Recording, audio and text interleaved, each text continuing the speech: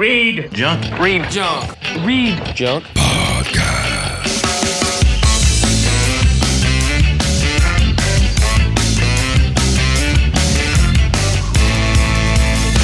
ReadJunk Podcast with your host, my guy.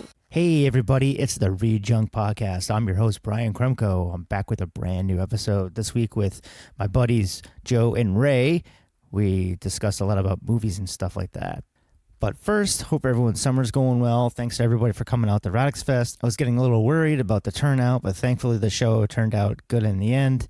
It was, decent, respectable ska crowd, I guess. You can read our reviews on the site and see the pictures from the show if you haven't already. In the end, it was really awesome to have a great ska show on my birthday. We'll see what happens next year, though. I think it'll probably still happen. I guess it's up to Cooley, though. For this episode, I talk with my buddies Ray and Joe pretty much just about TV shows and what we're watching. Shows like The Boys, Deadly Class, Stranger Things, Game of Thrones, Yellowstone, and a bunch of other stuff that, we're just throwing a conversation here. We're just like shooting the shit kind of thing, just geeking out.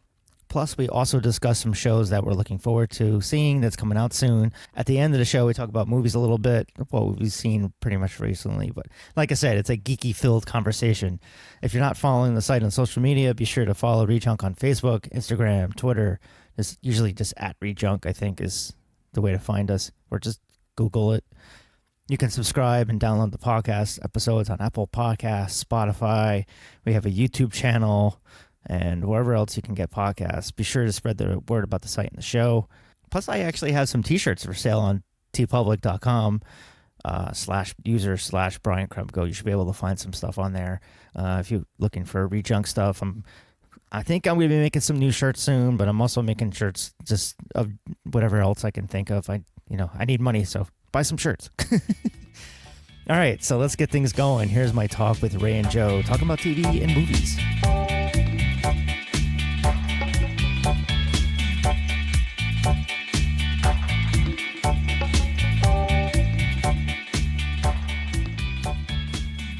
Talk junk. We're talking TV today. We're talking TV for the ReadJunk podcasts. We're doing pretty much what we've been watching, I guess. So I saw The Boys. I just finished that this weekend, which was excellent. I think you guys would really like it. It's getting a lot of great reviews. Maybe one person that I've known says, "Oh, good, it's boring," but I don't know. I really liked it. But you guys haven't seen it yet? No, I haven't yet. No, but Ray, you saw the comic. Yet. You read the comic, or you just know of it? I myself know of it, but honestly, I don't know anything beyond the fact that it was a comic book. Okay.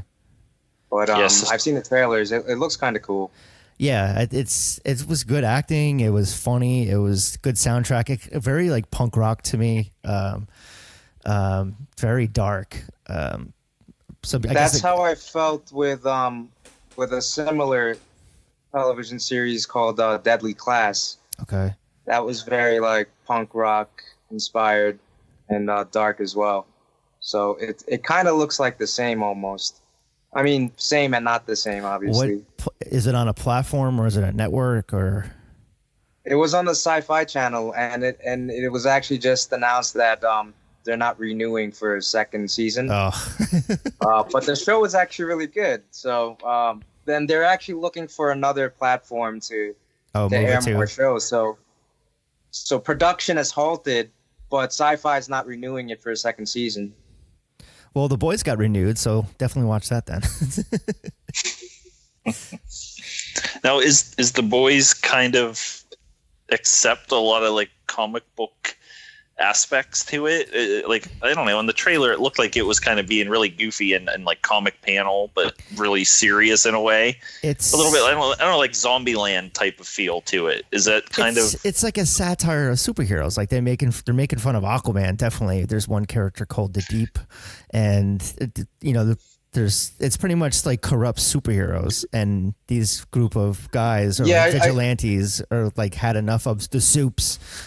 I kind of got that Watchmen vibe from it. Yeah, it reminded me of like Watchmen, Lock, Stock, and Two Smoking Barrels. But but yeah, funny. and it definitely has a comic book feel to it because there's characters in costumes running around in the trailer. Okay. So. I mean, it feels more than it though. It's like even though there's superheroes in it and it takes place in that world, there's something more about the other characters than the superheroes because it's more focused on the people going up against the superheroes.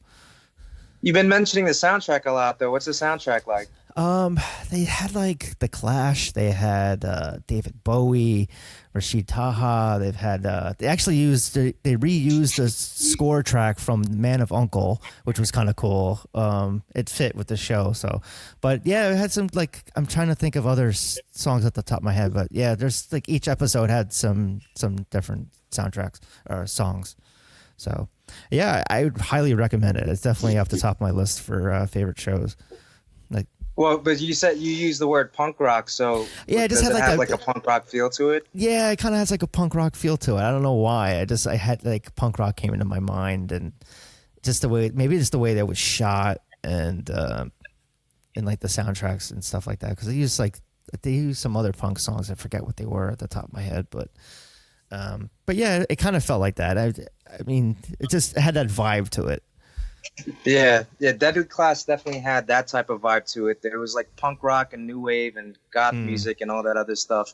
And mainly it's set in the 80s, so it's like all like old school like 80s like punk rock and new wave basically. It was a cool show. It was disappointing though that they're not renewing it for another season. Who was in it? The actor that plays Wong from Doctor Strange. Okay. Yeah, I know his name. He's basically the dean of this school of assassins, and the kids that go to this school are all kids of like criminals and drug lords and kingpins and stuff like that, and they're all training to be assassins or killers. And Henry Rollins is in it too. He's like one of the teachers. That's cool. It was kind of cool. It sucks they didn't get picked up, but it's like sci-fi. What else do you fucking have? Yeah. How do you fail a sci-fi show? There's nothing else on there other than Megalodon versus Tiger Shark. And Sharknado 55, yeah. And the funny thing is, though, is that I stopped watching sci-fi like years ago, and then I started watching it again only because it has Krypton, and I got into that, and Krypton's actually kind of cool. And then Deadly Class, came out about a year later, and then so, I'm really watching sci-fi only because of those two shows. What was the show that you were talking about? Was it Umbrella Academy or something? Did you see that one? The one that was on Netflix? I saw a little bit of it. Okay. But Joe, you seen honestly, I couldn't get past the first episode. Okay. No, I was wondering about it because I knew it was done by was the lead singer of My Chemical Romance was a writer on that. Oh, right. And it's based off of his comic series that he had for Ray. Was it for Dark Horse?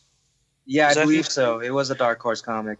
Yeah, and I never read the comic, and it keeps coming in my mind when I hear Umbrella Academy was Resident Evil, and I'm like, is there ties to that? But it has nothing to do with Resident Evil. But I didn't know what it was like. It seemed kind of a little bit like a New Mutants show meets. Yeah, you're kind of on the right track there. From what I gathered from just only watching the first episode, it's basically some person comes along and gathers like all of these orphan children who turn out to have like powers and stuff like that, and kind of like adopted them into whatever his fold or whatever, and now what was it about it that you really did? What was it about it that you really didn't think that you'd continue watching? It wouldn't be any good. It just was boring. The feel of it, it was kind of slow to start with, but maybe I didn't give it enough chance beyond the first episode.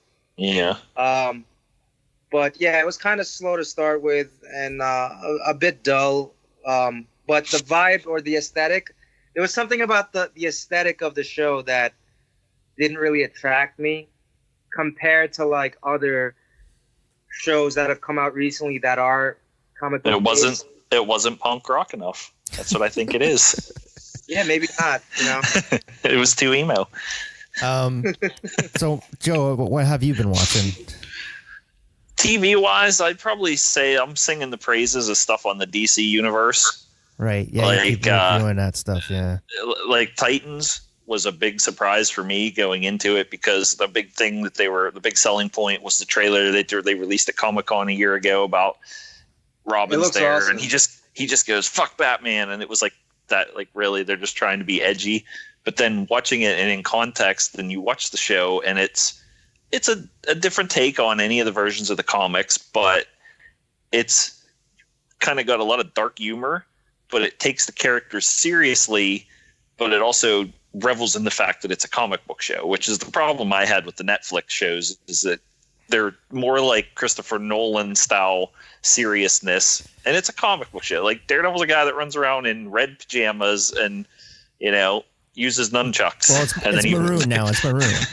Yeah, sure. Maroon. It's crimson. But with the Titans and then following in the Doom Patrol, it's really well written, and it's kind of goofy in a way, borderline, but then it's like funny and dark and violent. Was Swamp Thing on that? And then it got canceled after like 2 episodes or something? Well, it actually has a full season on there. So they canceled it after the second, like announced the cancellation after the second episode, after the first episode, I think. And then they let it run through, but that had to do with something with the rights of the character, I'm thinking. And there was who bought them out? Like Time Warner's, AT&T or something. And there was a big money thing going on. And I think they want to use Swamp Thing for movies. So they wanted to pull them off of there, but it was a mess. But the show's really good. Because it looks really awesome, and that's probably the one show out of that whole slew of DC shows that appealed to me the most. And from what little I've seen of it, it looks great. Did you watch any of that, Joe? I did. I finally did get to watch some of it, started on it, and it is really dark, and it follows that same line of it's dark and it has some of that, a little bit of humor to it, but a seriousness of the character with some respect, but also a little bit of the comic book goodness in it, I guess you could say. Yeah, I know you've been singing the praises very highly on Titan show as well as Doom Patrol.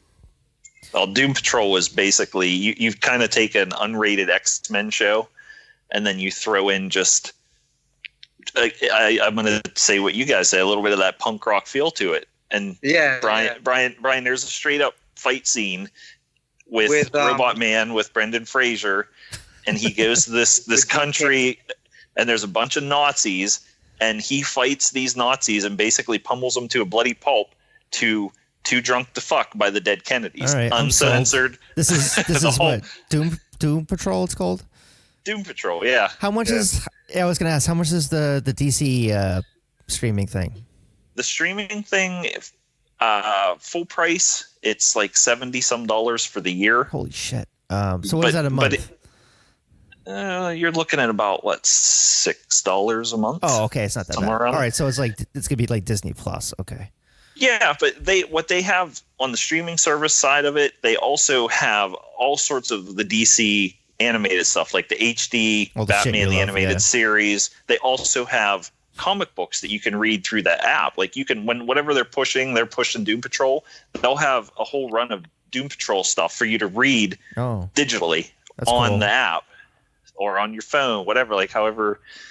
And they're new shows that they have coming out. There's a Harley Quinn show. There's a Stargirl show. Animated or?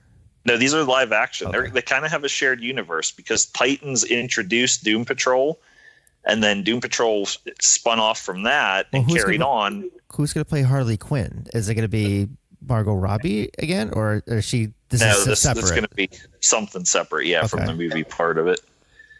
Because she was supposed to do that again, yeah. Those shows, like I said, I've been watching them and enjoying them. Outside of that, I've kind of been going old school and just going back, rewatching stuff like Wolverine and the X-Men, some of the old animated series. That's what I've been on. Well, we're kind of talking about new stuff today, so. Yeah, I know. It's new to me, even though I've watched it 10 times. So you guys, have you seen Stranger Things, the third season for that? Yes. I have. Yeah.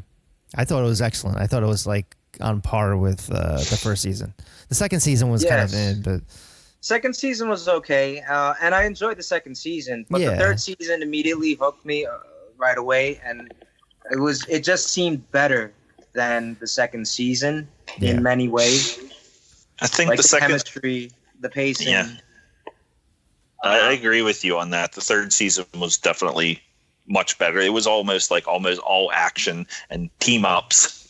The funny thing is about Stranger Things, though, was that I would have been satisfied if they just concluded the whole storyline and wrapped it up with the first season, and then maybe continued on as an anthology series and have a different storyline and a different cast every season, as originally intended. But the first season was so successful that all the actors and stuff. Writers rolled. Yeah, they're going to bank off of that. Once it takes over in pop culture, it's just like, let's run it to the ground. And I hope that's not the case. I hope they get to a point. And that's what I feared with Stranger Things, especially while I was watching the second season. I felt, all right, well, the second season wasn't bad. Yeah. It's not mind-blowingly great either.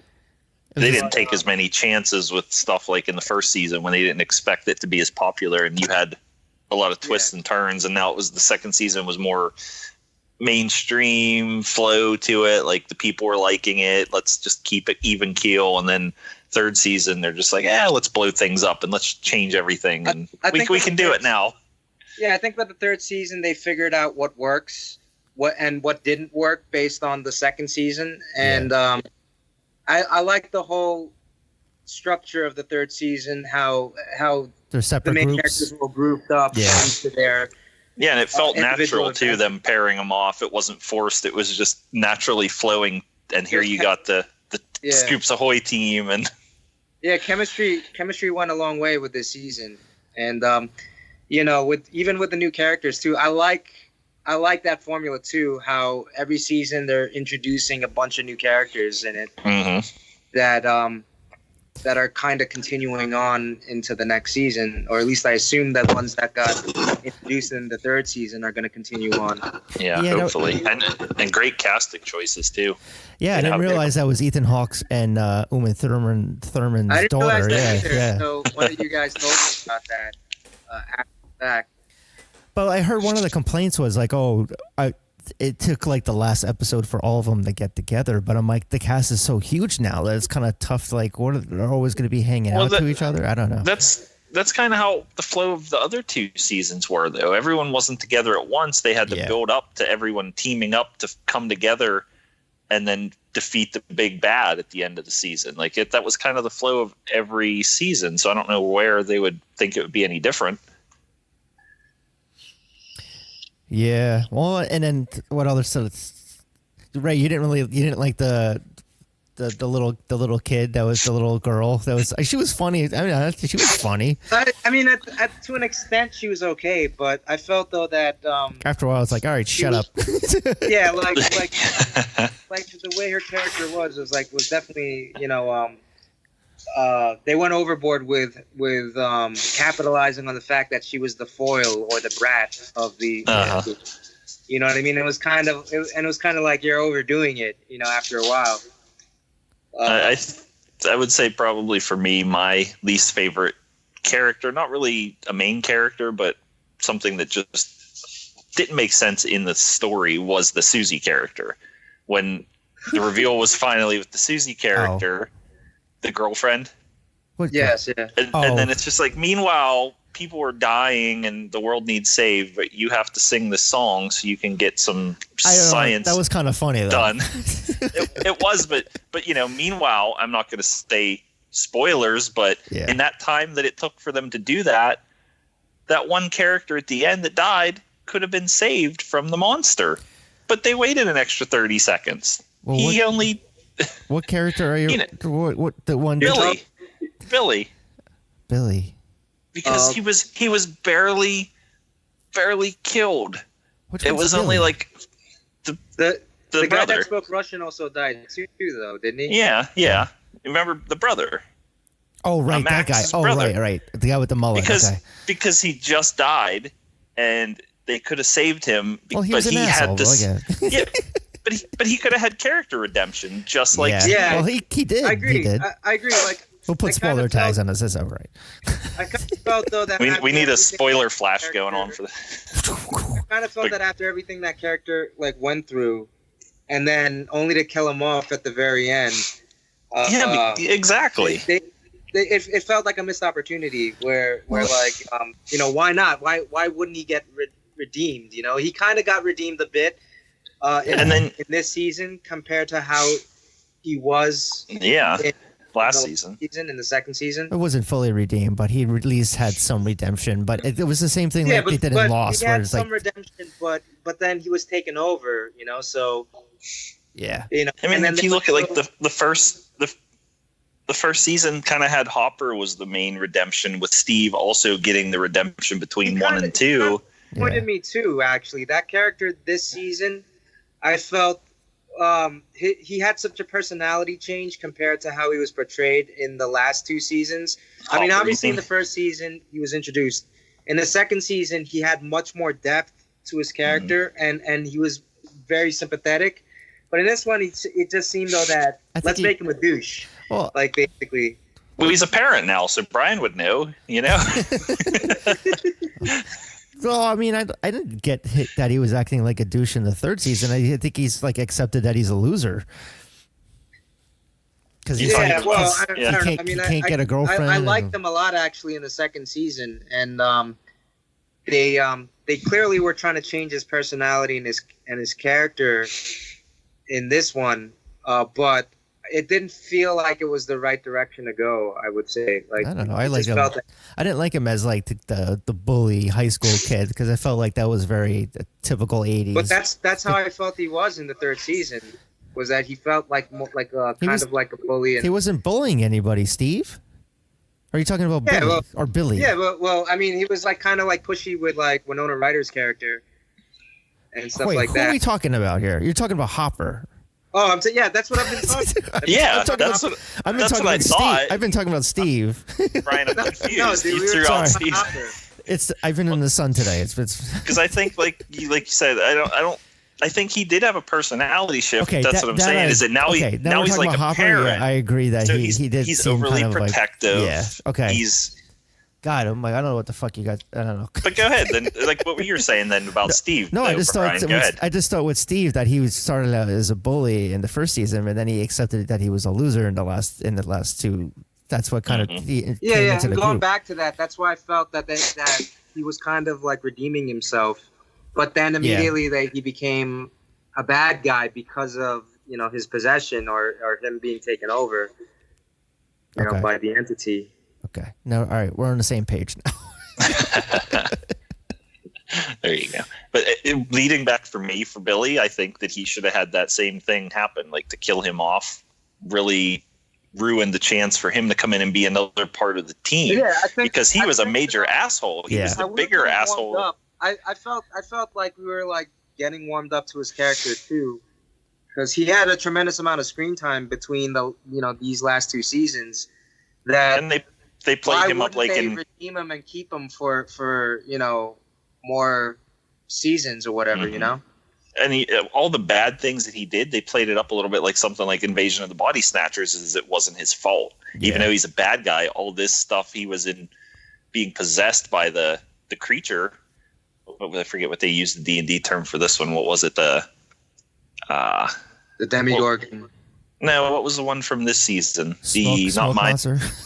Not Mind Flayer. That was last season. Yeah, it was. I thought it was the flaying flare. Yeah. Was it That's Mind what they Flayer? called the flayed. Okay, yeah, I guess they did. That he was flayed.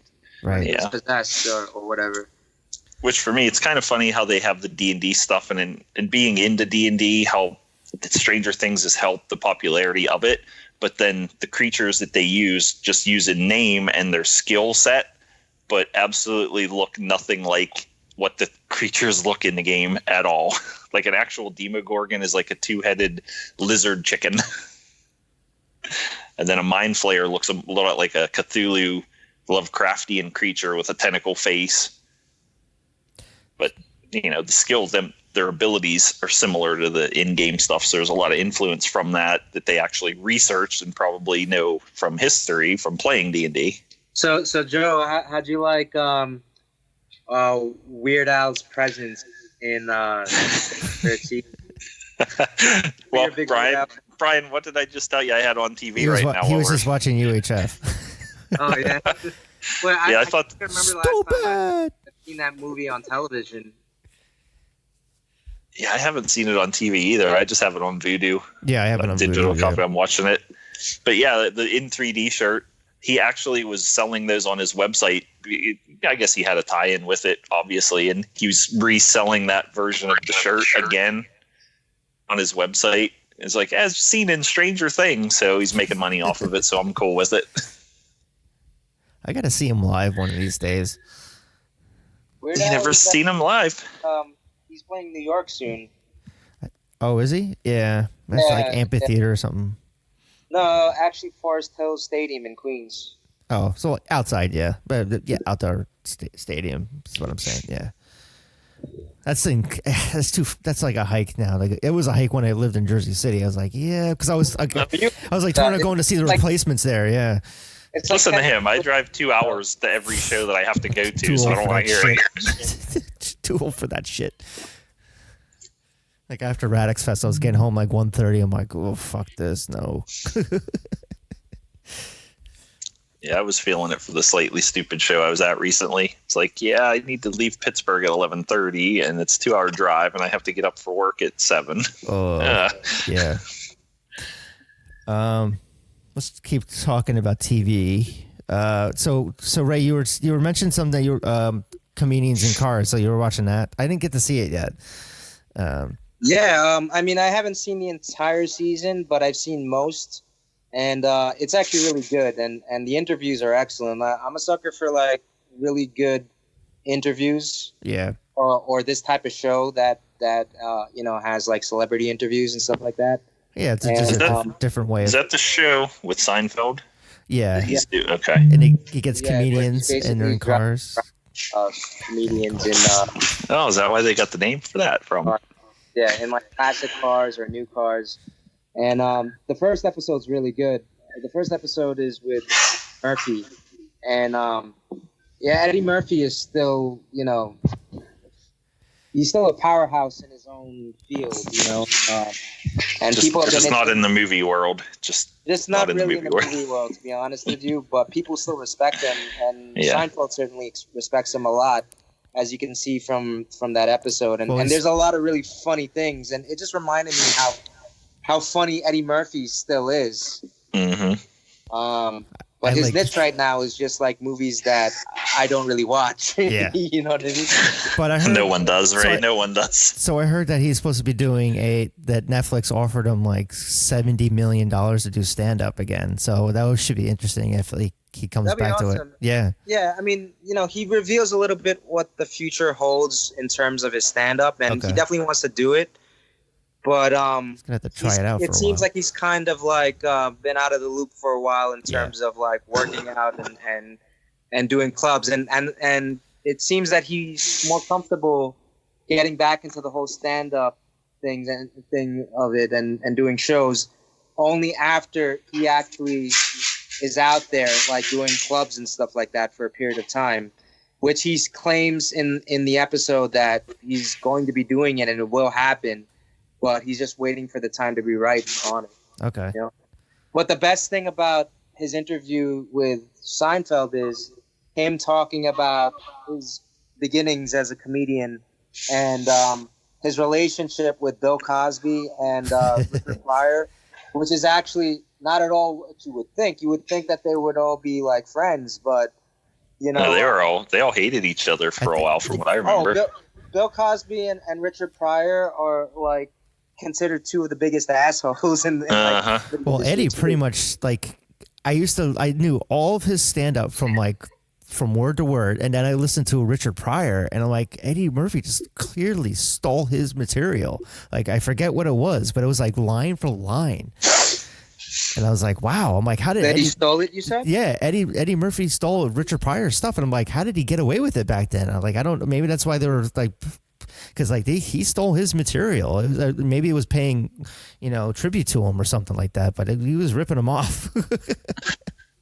Well, for sure, he was definitely influenced by him. Yeah. He definitely had issues with Pryor, because the way he says it in the interview is that Pryor felt that his spotlight was being taken away from Eddie Murphy, because at the time, the way the industry was that you only had one black comedic performer at a time. So you had Bill Cosby, and then there was Richard Pryor, and then the new guy. So it was almost like the changing of the guard, the old guard and the new guard. So the new guy steps in, and it's Eddie Murphy, who was like insanely popular and huge when he broke out. Yeah. And both Bill Cosby and Richard Pryor were very threatened by him, and Richard Pryor always avoided Eddie Murphy because of that.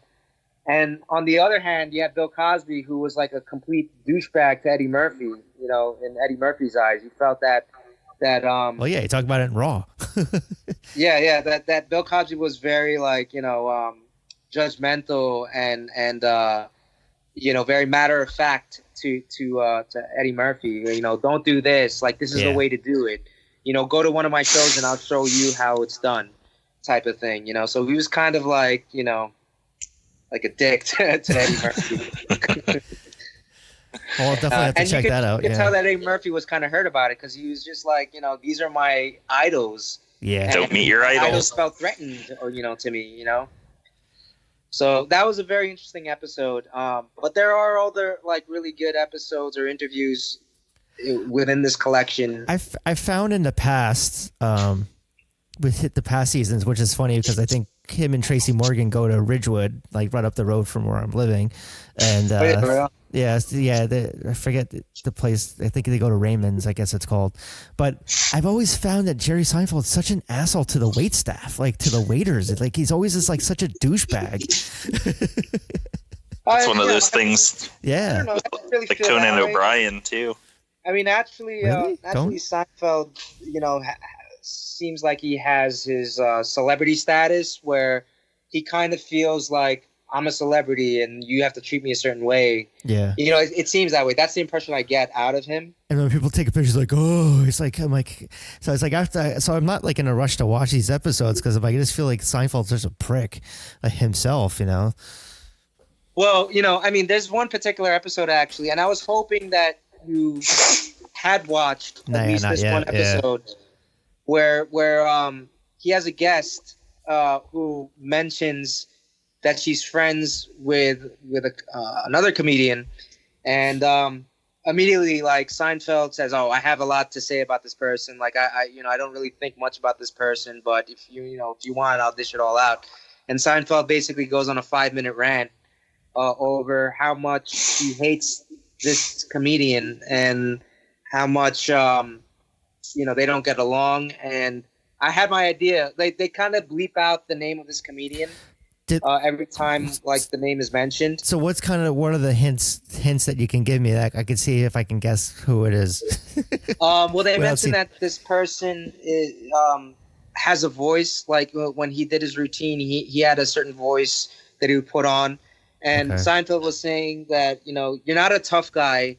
You're not edgy, what, Dice? And you don't have any talent. Basically, he was referring to this person. And I have one particular comedian in mind.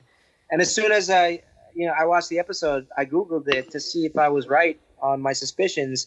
And there's a big debate on who this person is. And it's really mainly between two people, two comedians. And the comedian that I thought of was one of them. And the other comedian I didn't really think of at first, and it kind of makes sense to me that it would be this person. So I think it could go either way, and both sides that are debating this online are both saying you're wrong, like it's this person. Well, who are they? Can you tell us, or you don't want to say? Well, I don't want to spoil it for you if you haven't seen it. Well, I mean, if it's bleeped out, I'm like, how am I? I don't know. I'm trying to think. I'm like, would it be Andrew Dice Clay or Bill? Did he have Bill Burr on before? I don't know if he would have issues with Bill Burr. It's Jeff Foxworthy. Right. Well, maybe. Andrew Dice Clay was the comedian I was thinking of. Yeah. And that's definitely one of them. Well, Jeff Foxworthy is not a tough guy when I think of it. Well, yeah. Well, I mean, He has a lot of guns. Yeah. Yeah, and and from what I can recall, like Andrew Dice Clay has used Seinfeld in his stand-up. Yeah. He's talked about him in his stand-up. Not necessarily negatively, but just playing with him, playing with Seinfeld, but nothing hateful, or overly hateful anyway. Yeah, just poking fun like comedians do. But if you want to tell me, if you want me to tell you, who the other comedian is, yeah, tell me. I don't care. Yeah, tell you, Bobcat. Really, man? Yeah. I don't know. I don't really know what's going on.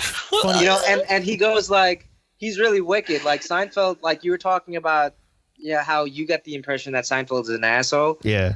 It kind of shows in this particular episode because he's kind of ruthless and just absolutely no talent, no skill. I know how to do it. This person's career is nowhere. Wow. And the guest on the episode is well, he's a friend of mine, and this is kind of strange for me to talk shit about him. Yeah. So it's kind of a humorous episode, but it's very interesting. It's funny. My friend Gabe is his cousin is Bobcat. Who? My friend Gabe is his cousin is Bobcat. Oh, really? He's yeah. Sometimes when we do back in the day, family barbecues and things like that, he would show up. Yeah. Oh, that's interesting. Invited or uninvited? No, I think invited. It's family, parties. Yeah. I don't know if he was with what's her face from Unhappily Ever After. I forget. Nikki Cox. I don't know if he was with her at the time, or it was earlier than that. But yeah, weren't they married? Didn't they actually end up getting married? Yeah, at one point, and then now I think she's with Jay Moore. I think, yeah. But anyway, all right. So let's move on. Did you guys see the latest season or the last episode season of Jessica Jones? No, I haven't. I kind of watched it just to watch it. Yeah. I myself started watching it, and I shut it off after a half hour, so I actually didn't watch the full episode. I watched it just to finish it out, and I was this is I just didn't care because I was it's not continuing, so it's kind of see, I agree with you there. Yeah, it's well, yeah, I haven't watched Punisher I didn't really either. give it a chance either. That was alright, Punisher. But the fact that it's not continuing, I don't think really bothers me as much as the fact that I just didn't like the previous season of Jessica Jones. I agree with that. For what the continuation from that just doesn't interest me to do another season because that season was just so bad. It was bad, but I did like all of the other Netflix Marvel shows, and I definitely. I mean, I granted the Iron Fist season could have been a lot better, but I didn't finish that. There was still some entertainment value to it to an extent. So it was a lot easier for me to watch that season than it was to watch Jessica Jones season 2, which was very dull and very dragged out to me. Mm-hmm. But Luke Cage was awesome. Luke Cage was awesome. Luke Cage season 2 was great. And Brian, did you see that? Yeah, I've seen all of them except I didn't finish Iron Fist because I just didn't. And I really liked Daredevil season 3. That was the best. I thought was great. That was great. See, I like season 2. I think with season 3 for me, it just felt more of the first season where he's not really the character that he's supposed to be, and he reverted back to him not knowing who he is, and it was it felt so repetitive from the first season. Well, I didn't really find it repetitive because I like the dynamic that he had with his mother. That whole thing where he's in the church. Yeah, that was good. That was the best part in my mind for that. That was really good actually. The whole thing with his mother too, the deeper origin of Matt Murdock, and his childhood and all that stuff. I mean, some of my hopes were I would like to have seen something like a mix of Fall from Grace from the comics or a little more Born Again but it just felt could have been easily delved into with another season. They could have done Fall from Grace, in another season. Who's got a dog or cat? Well, that's What happened? I just hear like clawing at the door.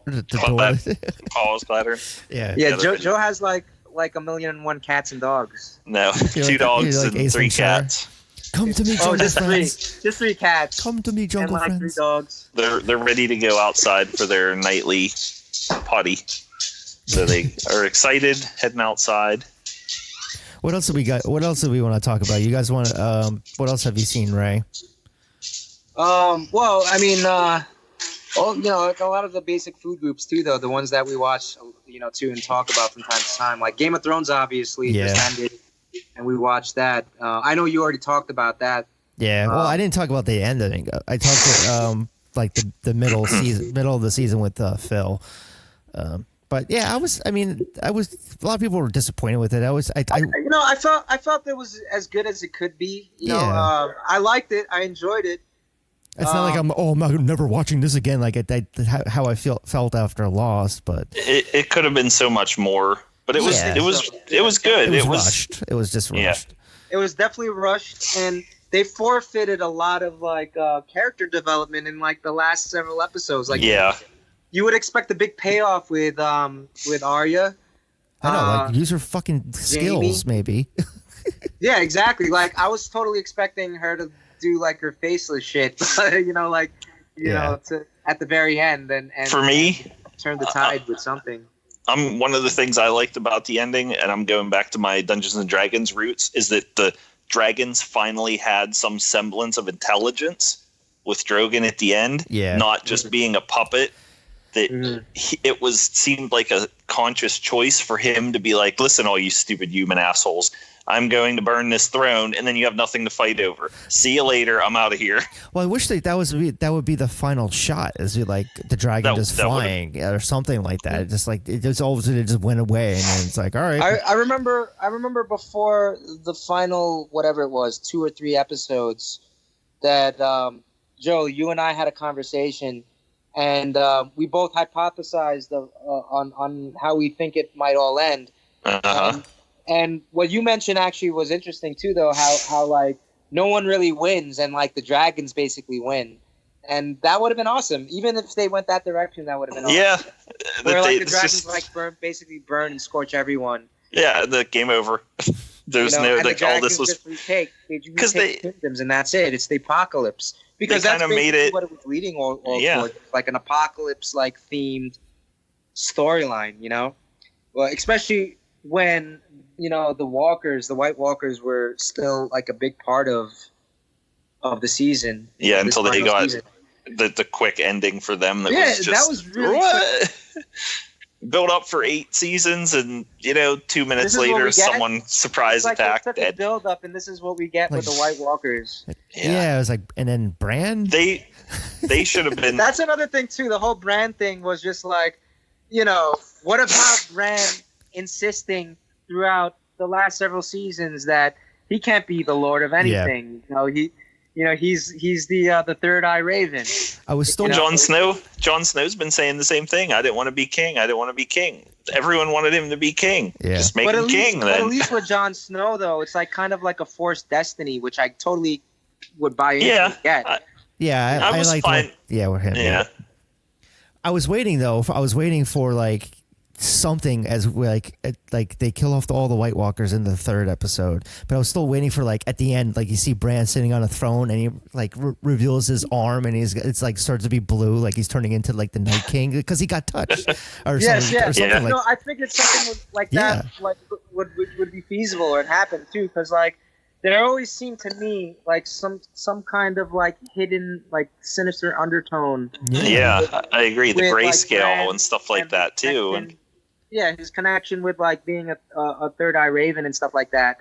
So that was one of my theories too, was that like Bran would end up being a rival, a really big rival for an undisclosed reason that would have been revealed but wasn't, between him and the Night King, because the Night King felt so threatened by him for some odd reason. You know what I'm saying? So. Overall, when I'm looking at the series and how the end of the last season, like they kind of tried to do what the earlier seasons did when they would randomly kill off someone surprisingly, but it felt like the right choice. They're just like, okay, well, that guy, he died off, but that made sense now, even though I'm pissed because I like that character. But when it got to the later seasons, they were making these choices and killing people off. And like that, the last few episodes, just the choices that they made in the story just felt completely wrong. Right. So what was it? It was like the 5th season, though, when the series began to diverge completely from the source material, right? Yeah. So Yeah. it was during that point You could tell. where it was on the fast track to like conclude, the storylines. Everyone was in speedboats and jetpacks. Yeah, they get to place. And it was fine up until this last season, because this last season felt way like too rushed, more rushed than other seasons. Yeah, especially when Danny turning like. Yeah, that was. It could. I mean, they showed elements of it for each season of like Oh yeah, it was building up to that. Dad and brother and like things like that. So it was definitely building up, but I think people felt like it was a shock. I was expecting it to happen at some point.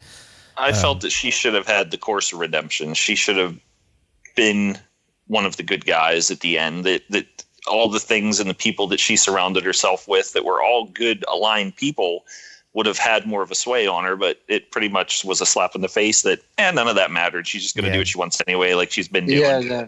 I think that's the reason why a lot of people didn't like it. Like if she did have like that type of redemption where she was kind of teetering back and forth on being like the bad person now, like or like the villain, and that was fine too that they were like walking that line.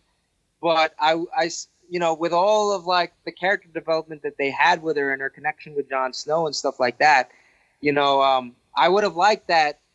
Some sort of attempt with her to try to make it work with Jon Snow and come to some sort of like even ground with him where like, okay, we can both still rule and figure out a way to do it both together.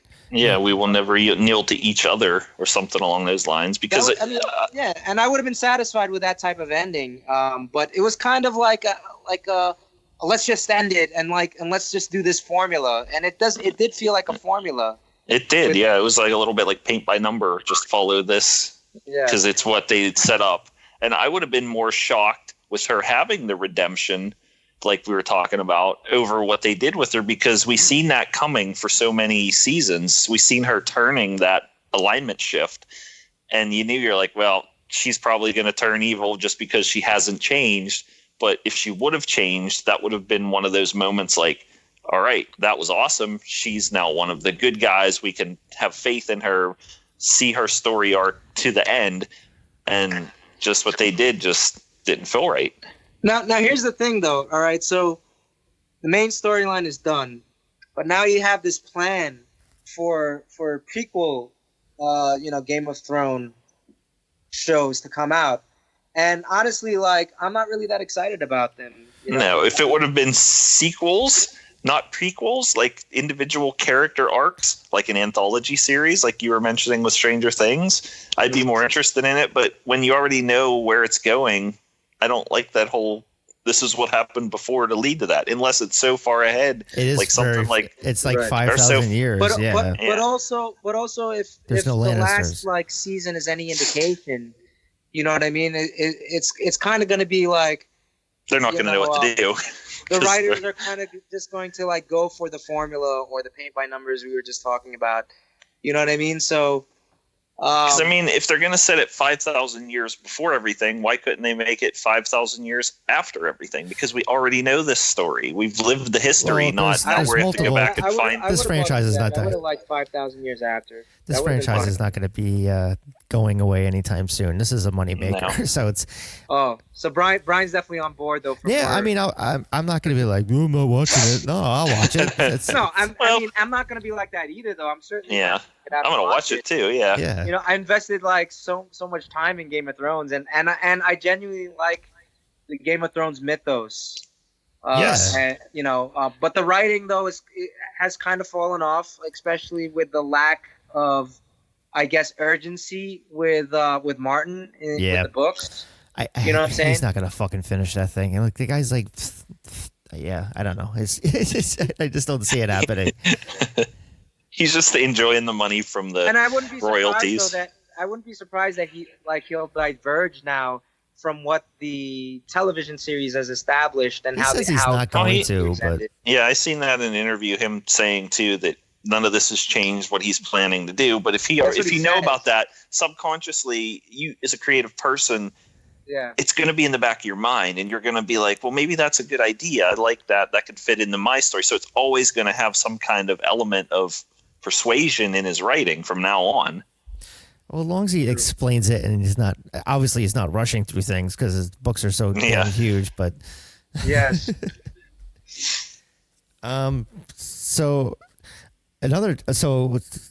Moving away from Game of Thrones. Another show. Have you guys been watching? Have you heard about Yellowstone on Paramount? No, Network? I have no idea what that's about. That's what Kevin Costner. It's like about the park. No, it's the guy Taylor Sheridan who did Sicario and Hell and High Water and Wind River. It's in the second season now. It's on Paramount Network. On Paramount, right? Yeah, Kevin Costner. I wasn't exactly sure what it was about.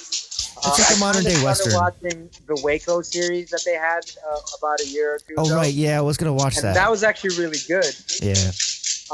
But I wasn't sure if there was any connection with Yellowstone and Waco.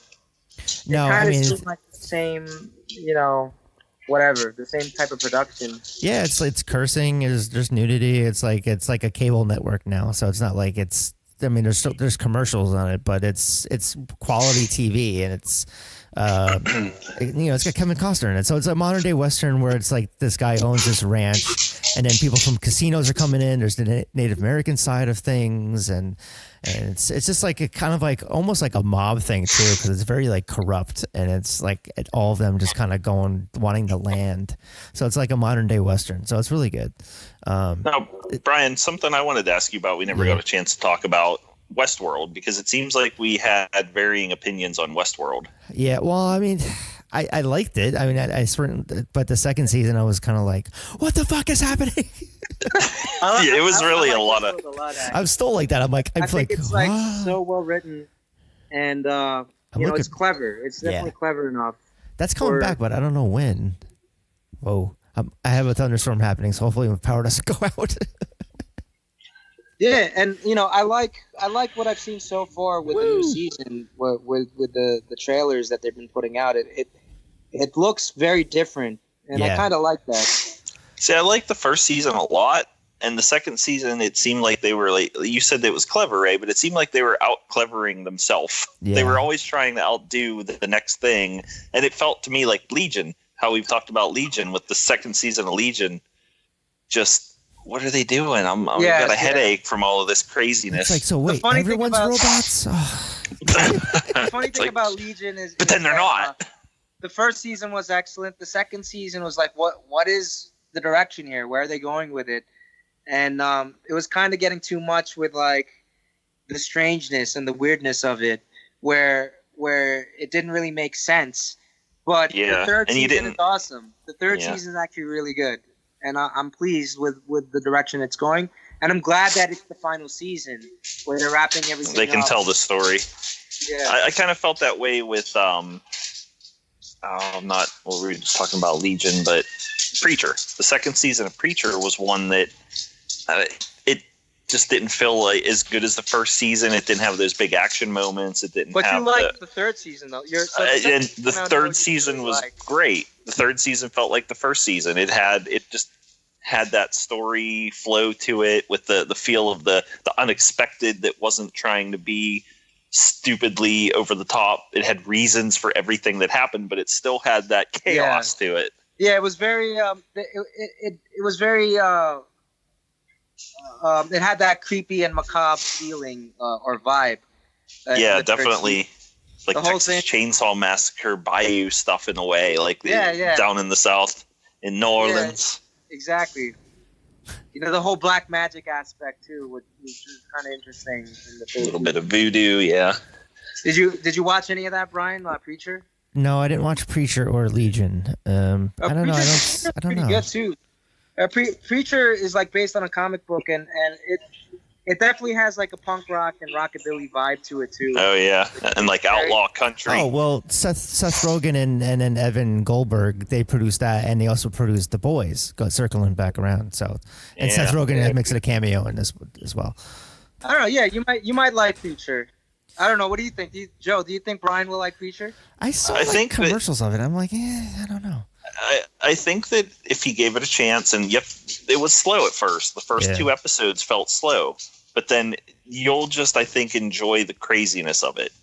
But the characters are really what makes the show. The casting is great, and the big setups for things are just unexpected and weird and odd. Like the guy that had the meat suit, like the suit made out of it. Yes, so it was like slabs of meat because he was losing his mind. I do like how each season, though, is basically its own self-contained story or adventure between the characters that are basically going on a road trip, between the first and second season, and whatever, their adventures are continuing. But obviously there is like a specific threat or a specific bad guy for each season, and I kind of like that they went that direction in telling the story. But yeah, I'm looking forward to the new season, which starts tomorrow actually. Oh, is it? Okay. 2-hour premiere season. Yeah. But yeah, Brian, just real quick on that. I think you would like it because it really doesn't have any aspects of a comic book show.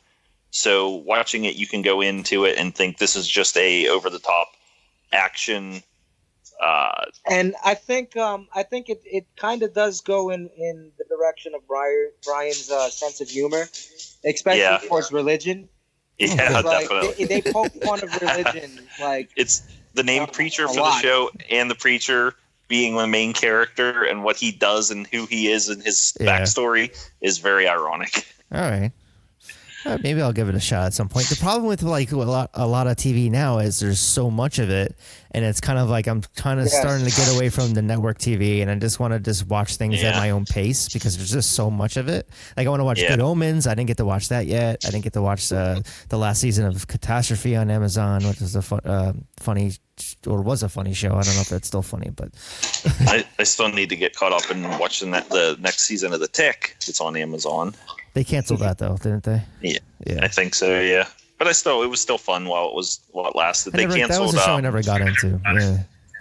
Man in the High Castle was another one on Amazon that I really liked. They ended up canceling. I really liked it too, but I didn't get beyond the first season. I only watched the first season. Yeah, but the same first here. Season was great. Yep. Freaking lightning and storm right now. You're all fidgety there. I see. I know. I keep like seeing the lightning come through the lightning monster's gonna hop through the window. I'm just be like waiting, and all of a sudden the computer's gonna go zoop and zap. Joe, what's going on over there? You keep like turning on the lights and shutting them off. Well, no, that was my wife came downstairs to let the dogs out, so she flicked the light on. Do you want to see me, or do you want me sitting in the dark? Whoa. Fucking lightning. We don't have to see your face. I'll put the light back on because you definitely want to see me. So you can scare the rats. I'll protect you from the lightning monster. It won't get you, Brian, because I'm too ugly. So one show that's coming back, I wanted to talk about a few things that are coming up, new shows. Have you guys seen the first season of Mindhunter on Netflix? What is it? I haven't. I heard a lot about it, mainly from you. Yeah. And, it is one of those shows, though, that I intend to see, and I like shows like that. Like, I think you would like it. Crime, like morbid crime. Good acting. Like Ray is like one of my all-time favorites off of HBO now. Wait, which one? True Detective. Oh, yeah, I didn't see that. I didn't see the last season, the third season. I liked it. I liked the third season. The third season was good. Chris and I keep like going back and watching Sopranos. Like we wanted to watch Sopranos. We're like just kind of like slowly like rewatching it, or I'm rewatching it. I don't think she's seen most seasons, but Ray, a show that you mentioned I still need to watch is Sabrina the Teenage Witch, because that sounds great. All right, the podcast is over it's now. on my list. I'm serious. The Sabrina, the Netflix show, the Sabrina really the Teenage good, Witch show on there is it's like the darker version or something. Yeah, like witches and it is definitely darker than than the comedic vehicle on ABC, but it's very true towards the comic book series that it's based on, which is happening right now. The Archie horror line is great. It's very gothic. It deals with a lot of occult stuff and like black magic stuff, and it's very well written, very well done, and it kind of has like that X-Files feel to it. It's kind of like X-Files. It's kind of like I don't know. It's kind of like Preacher almost too, where it walks that like edgy line, but it has a sense of humor to it also. But I think you'll like it a lot, actually, Joe. Like you definitely would understand it. Mm-hmm. Probably more so than Brian, just because you're a comic book guy. You know what I mean? He's like, fuck you, nerd. Well, no, but I mean, Brian's never been one for like, dark stuff though. Like, really like overly dark stuff. Anyway. Yeah, I know. He's like, I don't watch horror movies because I pee my pants. No, like not horror. Like, yeah, like that's what I'm getting at. Horror. It's definitely horror influence too. Okay. The Chilling Adventures of Sabrina. There's only so much I can take. Well, the new season of Stranger Things, I was like, ew, it's kind of gooey. I could totally see you checking it out and saying like, this is gonna give me nightmares. I don't know if I want to keep watching it. Yeah. Like that. I get some fucked up nightmares. I just was dreaming yesterday of just like I had like a cookie at like 10:30 at night, so it gave me like all weird dreams. It's like, what kind of cookie was it, Brian? They just had a cookie shop open up in town, so it was like a salted caramel cookie. It was a circle jerk. No, it's not that. It was an all-natural, it's very salty. No, hemp chip cookie. No, shout out to the punk rock band, the Circle Jerk. Oi, oi, oi. Also, have you guys? The new season of Peaky Blinders is coming out. It'll be wintertime, but I think in BBC it's coming out in UK. Do you guys watch that one at all? The fucking Peaky Blinders.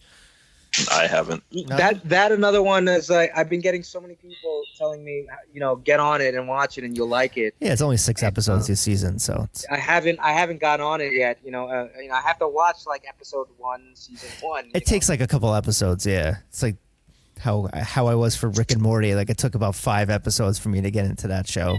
It took you like 2 years to get into that show. Yeah, and way later than everyone else was getting. I'm like, all right, let me check this out. I'm like, all right, the Mr. Meeseeks episode is the one that got me into Rick and Morty. And look at me, yeah. Look at me. Going off of Rick and Morty, did you know what that was based off of? One of their original cartoons that Justin Roiland worked on. It was called The House of Cosby. Oh, and it was just a bunch of Bill Cosby, like all of his personalities in a way, in a house, being lazy and not wanting to do anything, and someone just trying to get rid of them all, but they're all just doing their thing. Like, I'm Bill Cosby in the bathtub. I'm just going to bath myself. I got my pudding pops. It took me a while to get used to his voice, because with Morty or Rick was like always burping. Well, yeah, and the burping, and thankfully he kind of downtoned that a little bit, and then just him saying Morty every 2 seconds. Morty, Morty, like he just kept doing Morty every other line. It's like you have to get used to it after a while, Yeah, you have. It's one of those shows. Like it's kind of like when you watch Harry Potter, you have to realize that they might not be the best characters in the show or your favorite characters in the show.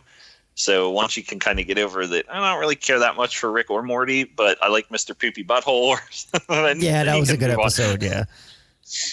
Are you guys gonna get Disney Plus when it comes out in November?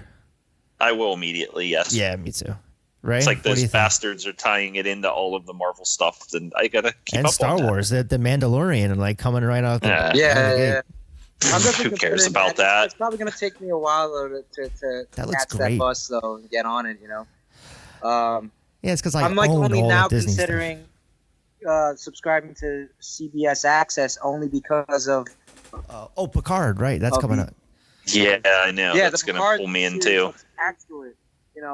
What they showed, what premiered from San Diego Comic-Con. Yeah.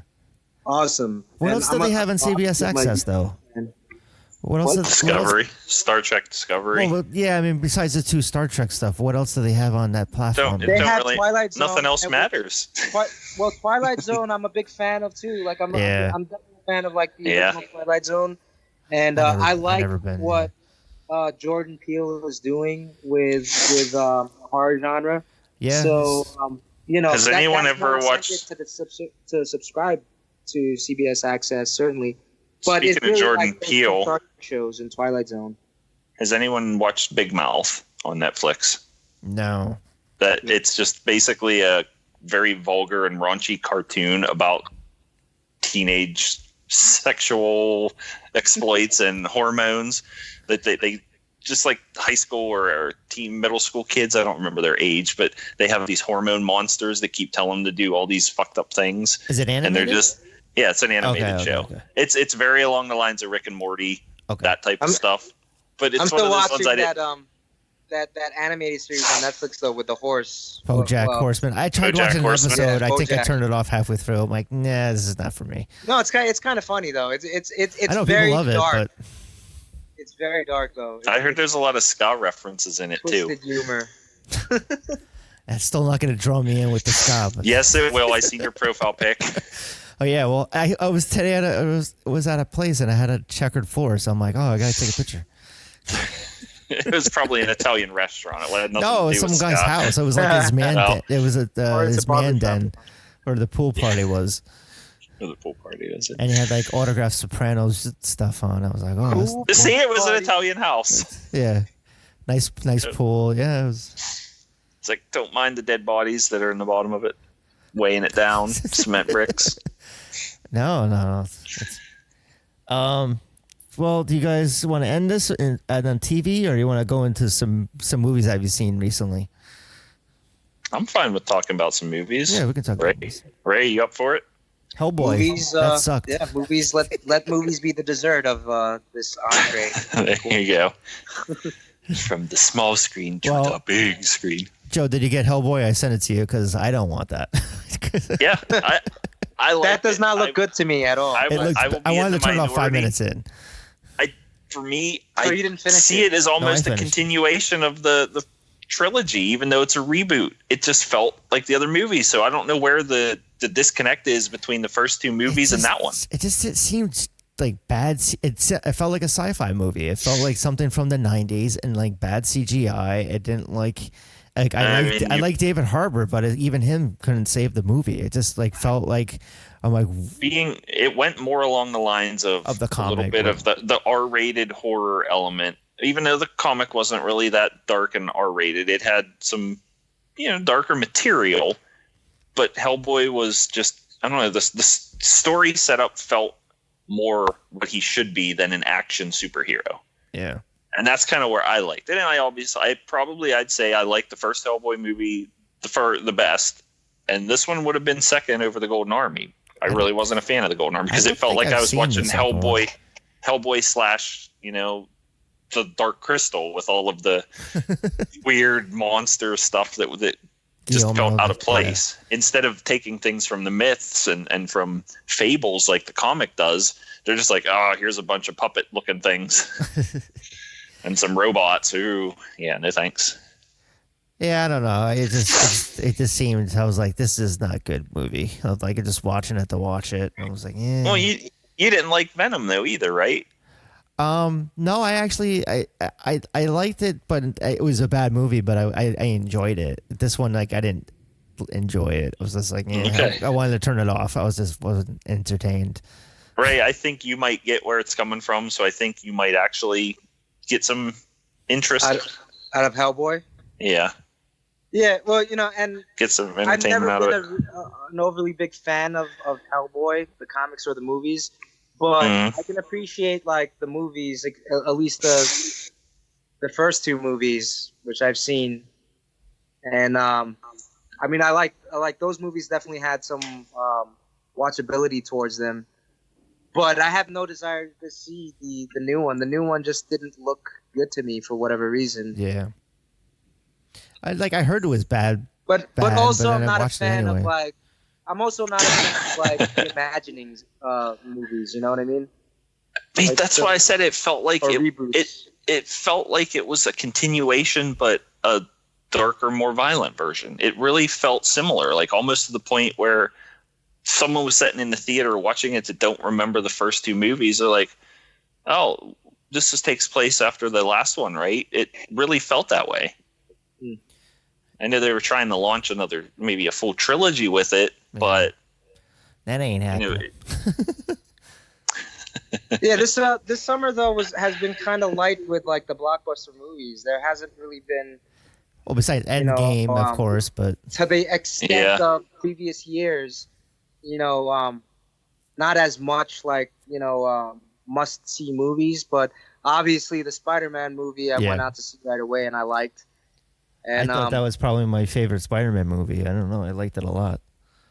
I liked it a lot too. I don't know if it's my favorite Spider-Man movie. No, I mean, I really like. It would be up there for me, but that and Homecoming are my favorite. I think this Tom Holland's just knocks it out of the park as both Peter Parker and Spider-Man. Yeah, but that's what I like about this set of Spider-Man movies is that they got it. Like they got the character down, they got Peter Parker down. And Marvel's the guy involved. Before, like Andrew Garfield, like those movies were like terrible. I didn't even. those I've ones never were, even seen them. They were just. They were, They just the character didn't feel like Spider-Man or the Peter actor, Parker. but the casting was just off though. Like Jamie Foxx. Jamie Foxx is Electro. Yeah, well, Electro was awful too, but Andrew Garfield as Peter Parker was kind of forced to me. I think that not so much him, but it feels like the writing for those movies. Like if he could have been decent, if the movies weren't just big piles of turds. That's true. But the storyline the storylines in both of them were horrible. I didn't like, even though that it is present in the comic books or Spider-Man lore about his parents being agents and all that stuff. Even though you gotta take that with the 90s. Like I never liked that aspect in the comics, and like to bring it to like a live action movie and make it a central part of the movies. Well, they try so hard and they're still doing it. They try so hard to differentiate everything from the first Spider-Man trilogy. Now to the point, like one of my gripes about this new Spider-Man stuff is just how involved Tony Stark is, to the point where it seems like Tony Stark has taken the place of Uncle Ben. Because you never hear any mention of Uncle Ben, and like now Tony's who's Peter looks up to and he idolizes, and now he's gone, and it's like now he's going to move on and have that with great power comes great responsibility thing because of Tony Stark, and that irritates the hell out of me because Tony Stark shouldn't be so involved in creating any of Spider-Man's world at all. I definitely see where you're coming from on that. It's a nitpick. I think since I'm so invested with the rest of the MCU movies and I like what they did with the Avengers movies and how they tied everything together. Oh, I agree with that. I definitely agree with that. It doesn't bother me as much with Tony Stark's involvement, but I totally get what you're saying in regards to him being the replacement towards like Uncle Ben, and because they don't mention Uncle Ben at all. Like, no, not one bit. Like he's the uncle that went away. Such a big part of like Peter Parker. And there wasn't even like a brief mentioning of a flashback to what happened that Peter Parker decided to. That's all they have to do is a flashback, Yeah, we're gonna casually avoid this at any possibility that we could throw in some true background story to show that Uncle Ben was what happened here, not Tony Stark. Marissa Tomei though. Well, I definitely appreciate it. I like Mysterio in the new Spider-Man movie. Oh, I agree. They done it really well. Yeah, that was done really well. And he was one of the best Spider-Man villains since Doc Ock, easily in my mind. The setup was good too. I think the setup on how like they didn't reveal right away what Mysterio's grand scheme was. Mm-hmm. I thought that was like done pretty well.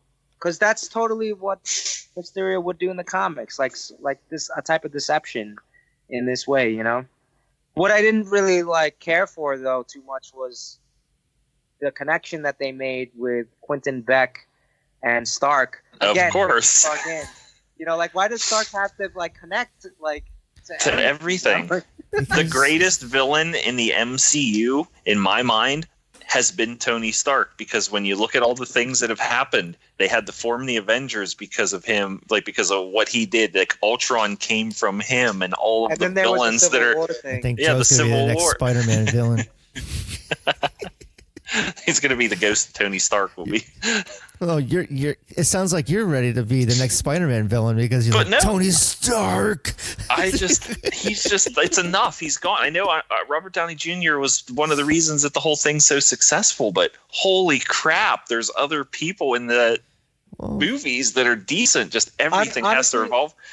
Honestly, I'm ready. I'm ready for MCU to move on with. Well, they are with a completely different direction. They're going cosmic way. Avengers was great, like tying that all in with this, the first 3 phases and stuff like that is fine. But now let's move on. Okay, fine. Marvel has acquired, or rather, not Marvel, but Fox. Disney has acquired Fox, and so now we can have like X-Men movies in the MCU. I think they should give that a rest though for a while. It seems like it's going to be. Yeah. Fantastic Four, if anything. You know what I'm saying? They'll probably do that before X-Men. The thing with Fantastic Four is that you're pulling from so many villains too. Like you have so many great villains that can come from that before even introducing the Fantastic Four. You could have a Nihilus, Galactus, Kang. I'm all for that. I'm all for the cosmic. Well, that's the way they're going. They got the Internals that they're doing with an excellent cast. Oh yeah. But the Eternals is like kind of weird though, because Eternals is just as a comic book, it's never been a big like vehicle. Well, look at Guardians of the Galaxy. That's like one of the better Marvel stuff. So. It has become that. It certainly has become that. Yeah. But to me, it's just like Guardians of the Galaxy. You could have started with like Silver Surfer or Fantastic Four and stuff like that. That could have been like the open door towards the cosmic end. But now, like, I think what Marvel's mindset is that, Guardians of the Galaxy was such an unexpected hit. Yeah. Where it's just like, hey, we could do that with Eternals, and make like another franchise out of it. So I'm thinking that Eternals is more of a setup movie for something, and I'm thinking that if they're going the route that they're going with, basically the Eternals are cosmic gods. They're very powerful characters. It's probably going to split off. Either if they start doing this multiverse stuff, or it's going to split off into something leading up to the Eternals do what they're doing and cause major chaos, and maybe something happens like the Annihilation Wave to introduce one of these other villains, or they go up against or irk the ire of someone like Galactus, and they only maybe have a one-shot movie, and it's just. I see you, Brian. No, I just see Ray's ear. I was just like crying because he needs headphones. Well, because I'm the only one that's not wearing headphones. Yeah, I know. I just think that Eternals is just pushing something else. It has a different agenda other than what they're kind of doing with Guardians to actually have Doctor a place. Strange Multiverse is the next title for that one. So and it's supposed to be more horror of the Are you MCU. going to be able to watch it, Brian, in the dark? Hopefully I have my wife there to hold my hand, but I could send you a headlamp light that you can put on your head in theater that's like a night light, maybe. Yeah, well, so it's just set on the front row so no one else gets bothered by it. Night lights, yes. It is funny though how Marvel is deliberately taking like very obscure characters and really trying to legitimize them and make them totally mainstream, like Shang-Chi. Like, honestly, like... I'm excited for that, trust me. I am excited for that. I'm very excited about that, too. It's Marvel Kung Fu. The comic fans are really excited about that, but everyone else is like, who the fuck is, like, Shang-Chi? I just hope it's not like Iron Fist. Or who is, like, who are the Eternals, Yeah. If the MCU had Iron Fist, if they were doing Iron Fist, they probably would have done him in place of Shang-Chi, but I think that it would have been totally different. It would have been actually... They would have had the budget to do. Well, there was that rumor that Shang-Chi would have been introduced within the Iron Fist television series.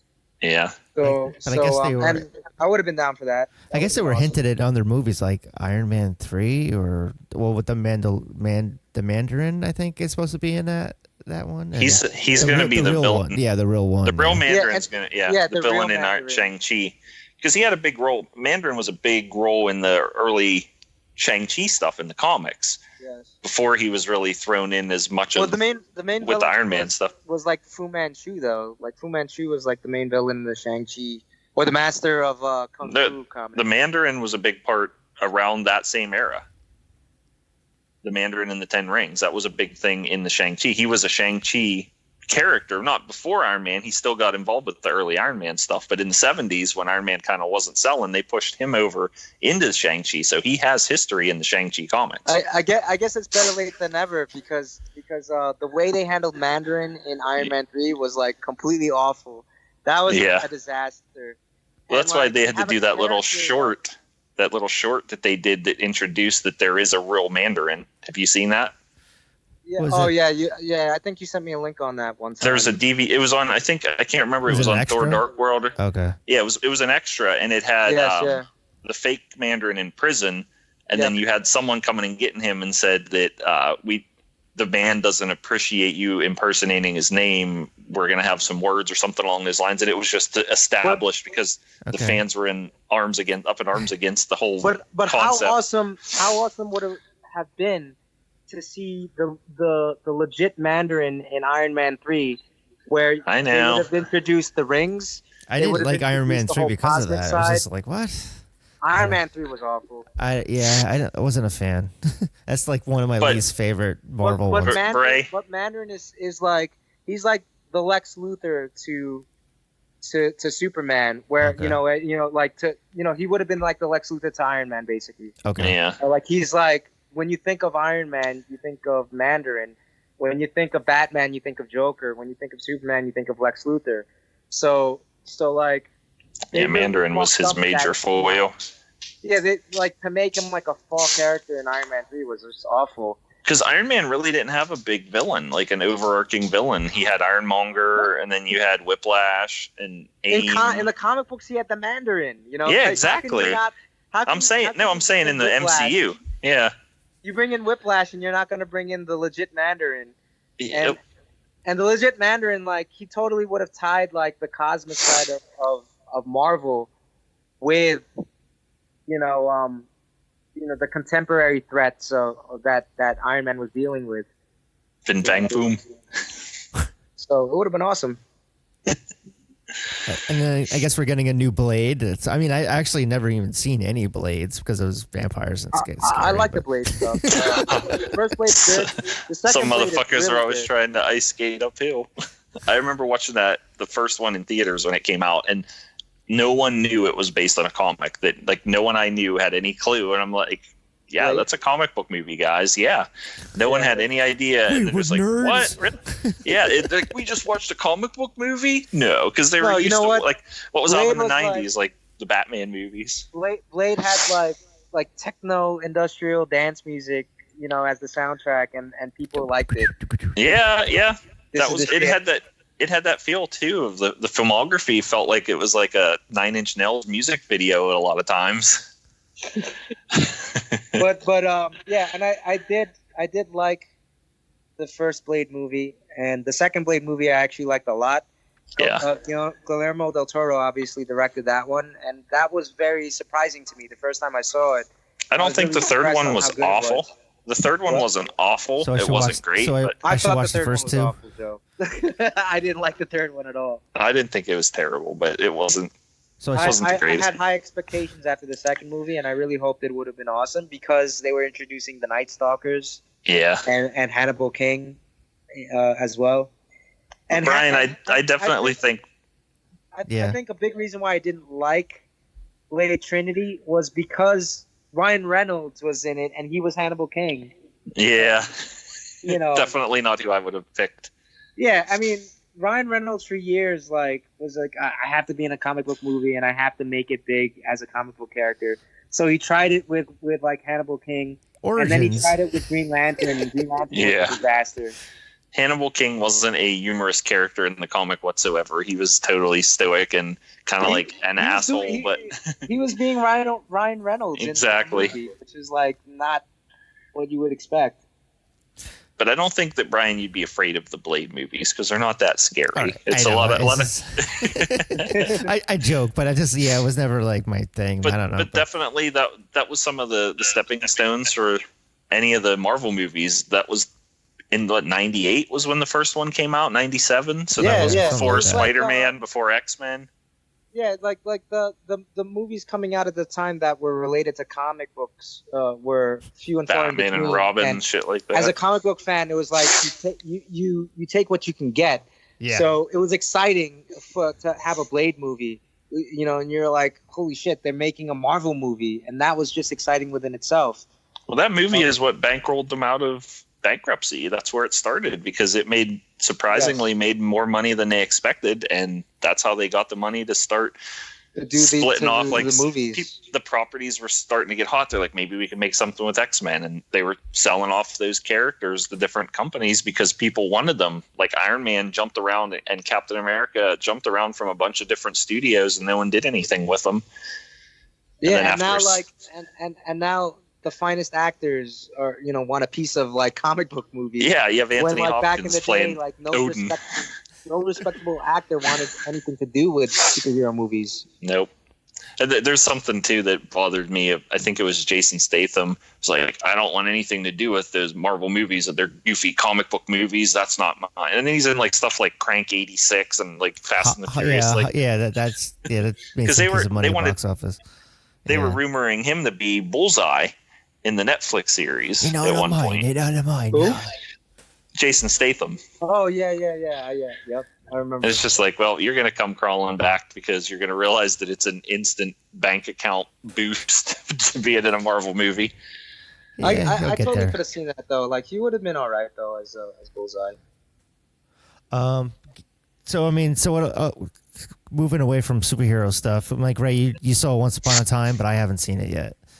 Quentin Tarantino. I have, and I enjoyed it, and I'm a big Tarantino fan, and so I find value in every one of his movies.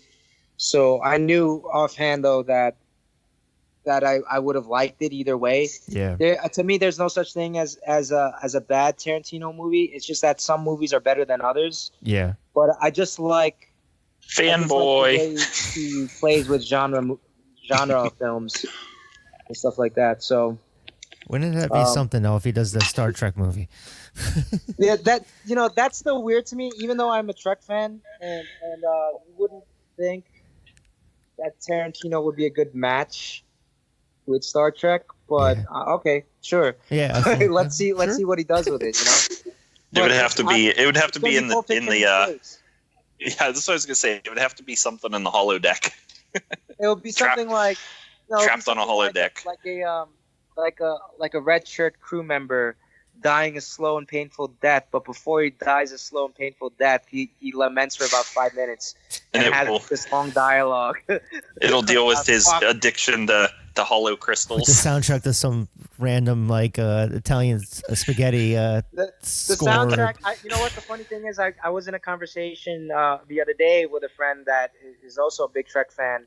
And he even asked me too. He's also a Tarantino fan also, and he asked me like, what type of soundtrack do I think would be in a Trek movie that's directed by Tarantino? And I said Tarantino's probably going to take the original music from the original series of Star Trek, the '60s series, and add guitars. Totally add guitars to it. What's that? Add guitars to it. But yeah, I could totally see him like using the original music that's and all the weird sound effects and stuff, and like make it retro, make it as retro as he possibly can. Yeah, he'll make it work if that's what he does. Is this his 9th one? So he's got one more to do. That's the rumor. Because he's always said though that he's only going to do 10 movies, and then after movies, he's just going to delve into writing books about films. But I could totally see him doing something like Jay-Z, where Jay-Z says that he's retiring from making albums, and then let 2 years or 3 years pass, and then start putting out the album. He'll do a TV series then instead. Yeah, something like that. He can pretty much get whatever he wants too. So yeah, he's gonna get bored one day and be like, you know what? I have the ability to come back and I can do it, and that's probably what's gonna happen. After a break, maybe, like 1 or 2 years or 3 years or however long. It's so tough getting to a movie theater, though, so I don't know if I'll be able to get to see this one yet until, video. I saw, because I saw Toy Story 4, and then... that's about I liked it. It's a different... Okay, so I would say Once Upon a Time in Hollywood is definitely similar to Tarantino's earlier movies, like Pulp Fiction and Reservoir Dogs, in that it has that type of pace. And it is a lot more about the character development than it is about the violence. Unlike his later movies, which are really about the violence, like Kill Bill or I didn't like the last Django one. Unchained. I didn't like that one. I like Django Unchained a lot, actually. I actually haven't seen Hateful Eight yet. I haven't seen that. Hateful Eight. Oh, okay. Hateful Eight was okay. Yeah. Yeah, it was okay. You know, like and dialogue-wise, like there's definitely moments dialogue-wise, but I liked Inglourious Bastards. Yeah. I mean, as a follow-up to Inglourious Bastards and Django Unchained, like Django Unchained and Inglourious Bastards definitely are over or ahead of Hateful Eight by far. You know, like those are definitely, like, to me, like in terms of like the top, let's say 5 Tarantino movies, you have Reservoir Dogs, Pulp Fiction, Inglourious Bastards, Jackie Django Brown. Unchained. I haven't seen Jackie Brown either. I really love that Or movie. And then maybe Planet Terror, or what's the other one? I'm a Pam Grier fan too, so. Oh, okay. Jackie Brown is underrated. It's definitely underrated. Yeah. I really like that movie. I've seen it recently a few times, and it's probably one of my favorites of his. It just feels different, but it's also a tribute to the old blaxploitation films. It's just great. I like Undercover Brother. Sorry. Sorry. Pootie Tang. No, not Pootie Tang. Is that different? Is that a different movie? Yeah, it is. That's Sadate. Yeah. I know it is. I had someone, I was doing a garage sale today, and I had someone come up and pulled out "Don't Be a Menace to South Central" while sipping your juice in the hood. That's a good one, and he had like his 12-year-old daughter with him, and he's looking at her. He's like, "Yeah, you wouldn't appreciate this movie. I'm a kid of the '90s, so I get it. You can't watch this." That's even funny that you even have that movie. Why? Why is that? That's a great movie. Some kid Nick cheeseburger. I don't know. That's one of those things I wouldn't imagine you to like to have. I got that on Vudu. Yeah. I got like 1,000 movies now on Vudu. I'm getting up there. I'm about like 750. Oh, okay. So I do like the digital, and then just all the sales, and I do swag bucks. So it's like I do these. It's taking me a while, but I just donate. I usually just put all that money towards when I get like $100. I'll just go buy a bunch of movies and stuff on Vudu. Yeah, I'm just converting a lot of the DVDs I have. I keep most of my Blu-rays, but DVDs are kind of for me. It's like I don't really want they're taking up all the space. Yeah. All right. And they have pretty decent sales. Me like Vudu. Yeah, like on the weekend they have the $4.99 sales. That's usually when I get stuff. So I sold Toy Story 4. So did you guys see that one? Yes, I did. I did. I didn't like it as much as the other ones. I don't know. It was funny. I liked but it. It seems like everyone's raving about it. Yeah. It was the saddest out of them all. Just because that chapter seems like it came to a close. They might continue it, but like, how can you do another movie without the two together? It's character, yeah. My son. That was my son's first movie, and he sat through. Well, within 20 minutes, he was moving up around the movie theater. It's like, he's like looking up at the projector. I'm like, no, sit down. Brian, did you ever catch Into the Spider-Verse though? Have you ever seen that? I saw that in a movie theater actually when it came out. So I liked it. I think it was threaded wrong for the movie because it looked like it was 3D, but it wasn't, and everything was all blurry. So it was like kind of weird. Well, you're describing like the comic book look of the movie. No, it wasn't that. It was actually it actually looked blurry. It looked like it was. Have you seen it digitally or on? No, I need to. But maybe it was something at the theater. I think it was something with the theater. I think that's why I was saying it was like threaded wrong because it definitely has like Ray was saying, it has an offset comic print look to it. But it looked blurry, blurry. Yeah, like, I remember what you're talking about because I remember seeing that too. But I took it as like part of the style of the movie.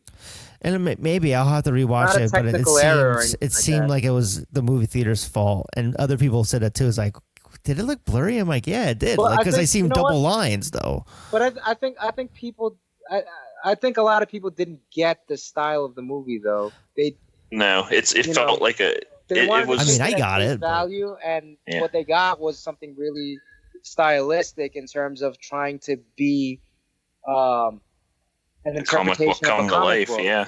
You know, and then you add in the soundtrack to it was great. It just had a fresh vibe to it.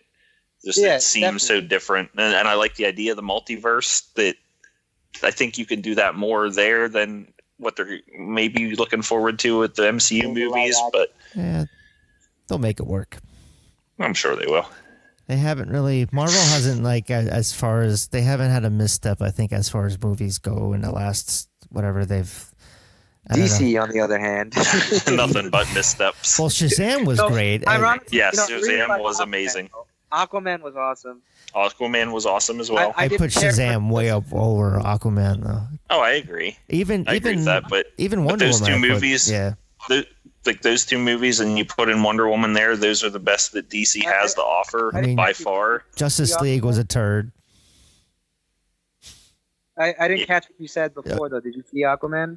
Yeah, I did. I didn't. I enjoyed it. I didn't think it was as good as Shazam though. Oh, that I've yet to see Shazam. Shazam felt like a Marvel movie. It truly big. did. It was like big with superheroes. Yeah. And they made fun of that too. The fact. Well, I was really surprised about Aquaman. I thought that was like solid or as good as Wonder Woman. I think the main reason why it worked was Jason Momoa. It was like he just was having fun with it, and it was light as opposed to like what they were trying to do with the other DC ones and make it all like dark. Trying to make them overly dark, like with Batman. Well, what I just seen recently, and someone was mentioning about it in an article about that Superman should have had the Captain America treatment, because that's how his character is, and in none of those movies he felt like that. He felt more like Batman than he did like Superman. And then meanwhile, Batman felt darker than Batman is, and Batman's a really dark character. Yes, yeah. And I'm still all right with Henry Cavill being Superman. He just needs to have that Christopher Reeves movie. And I think that then people will accept him. He needs to be in one of those lighthearted, like more feel good, black and white than all these shades of gray kind of movie, because that's Superman's character. He's really clean cut. He's a Boy Scout. Speaking of him, isn't he doing something on Netflix? The Witcher. The Witcher, yeah. I didn't see the trailer for it though, or the comic stuff. It looks amazing. It's based off of a Polish book series that has been turned into a video game series, which are amazing games, and the books are amazing. Okay. I am really looking forward to this. It's a little like fantasy witch hunter type of stuff. Okay. I'll have to check it out. Ray, what are you doing with the camera here? You're making me dizzy. He's trying to free up his other hand. Can't you hear? All right. I think we should start winding down here. I'm sure. Yeah, I'm about out. I'm about out of battery life. Yeah, I'm about out sleepy life.